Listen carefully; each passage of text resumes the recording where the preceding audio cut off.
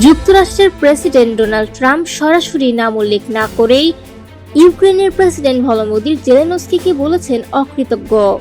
রোববার truth সোশ্যালে post করা এক বার্তায় তিনি ক্ষোভ প্রকাশ করে বলেন, ইউক্রেনের নেতৃত্ব যুদ্ধবন্ধে যুক্তরাষ্ট্রের প্রচেষ্টায় কোনো কৃতজ্ঞতাই দেখায়নি। ট্রাম্প দাবি করেন, রাশিয়া ইউক্রেন যুদ্ধ তিনি উত্তরাধিকার সূত্রে পেয়েছেন, এক এমন যুদ্ধ যা কখনো শুরু হওয়াই উচিত ছিল না।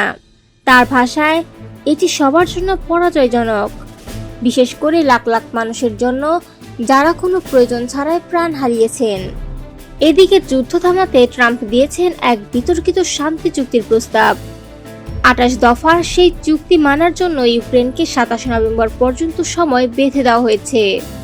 প্রস্তাব অনুযায়ী যুদ্ধ থামাতে চাইলে ইউক্রেনকে শুধু অধিকৃত অঞ্চল নয়, বরং তাদের নিয়ন্ত্রণে থাকা কিছু ভূখণ্ডও ছেড়ে দিতে হবে রাশিয়ার কাছে। আরও বলা হয়েছে, যুদ্ধ চলাকালীন সব যুদ্ধাপরাধের বিচার বাদ দিয়ে সাধারণ ক্ষমা ঘোষণা করতে হবে।